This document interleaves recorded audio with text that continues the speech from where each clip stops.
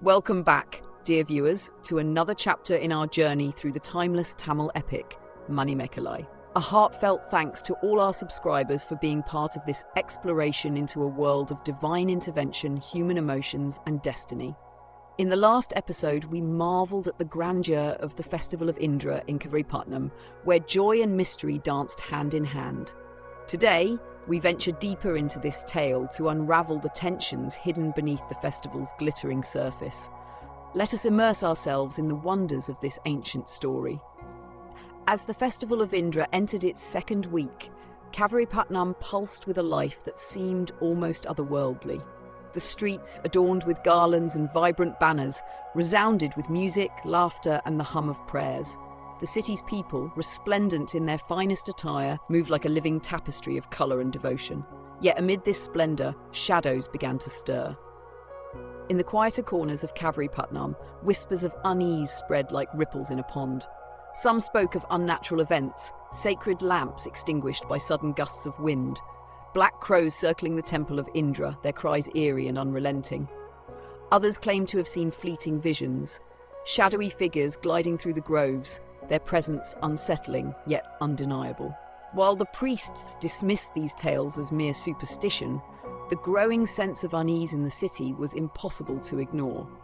Among those most affected by this growing tension was Manimekalai, the daughter of Madhavi and Kovalan. Though she had chosen a path of renunciation and service, she could not shut her heart to the signs around her. Whispers reached her ears, and she too felt the weight of an unseen force pressing down on the city.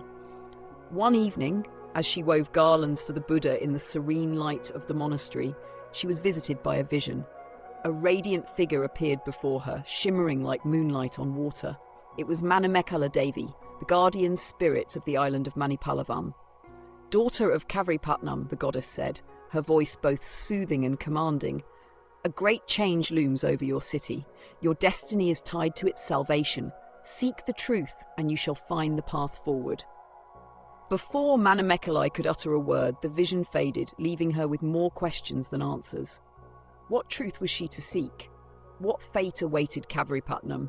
And what role had destiny assigned to her? Elsewhere, in the palace, the king was preoccupied with ensuring the festival's success. A ruler of great justice and devotion, he had spared no effort in honouring Indra, believing the gods would bless Kaveripatnam with peace and prosperity. Yet, even he could not ignore the ominous whispers that reached his court.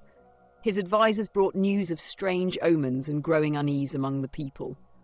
Troubled but resolute, the king placed his faith in the gods, trusting they would protect the city.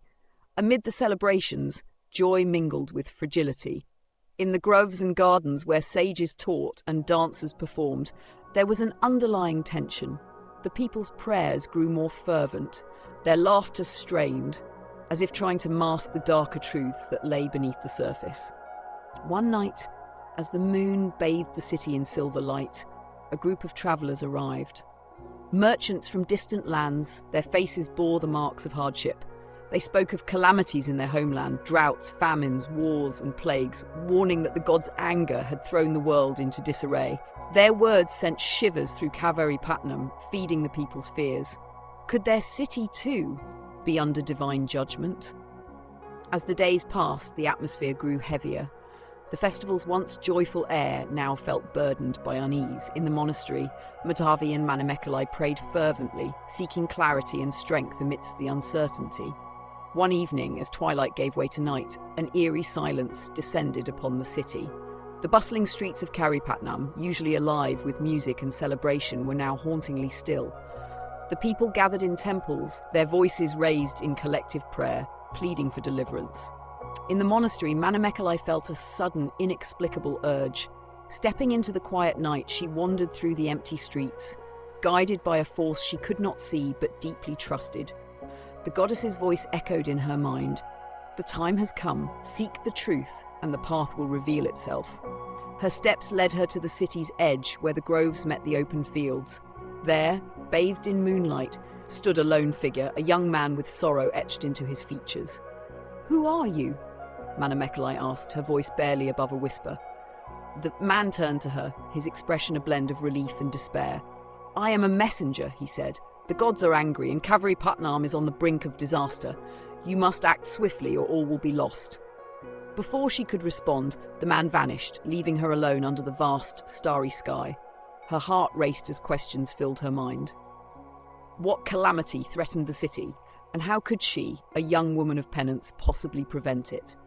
As the festival of Indra reaches its climax, Kaveripatnam stands at the precipice of an uncertain fate. Strange omens, whispered warnings, and divine messages hint at a looming disaster. Will Manimekalai uncover the truth in time to save her city? And how will destiny shape her path? Stay tuned for the next episode as we dive deeper into the mysteries of Kaveripatnam and witness a story that has resonated through the ages. Don't forget to like, subscribe, and hit the notification bell to follow this epic journey. Until next time, stay curious and keep exploring.